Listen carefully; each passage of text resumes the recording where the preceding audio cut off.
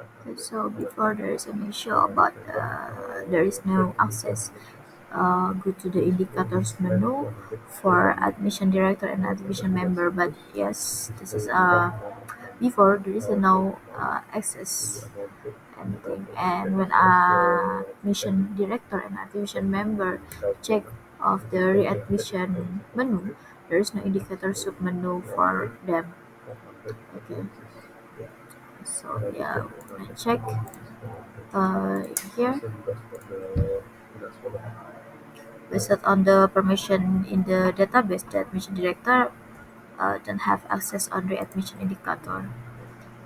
Admission director uh, and now show the per for the indicators, but now uh,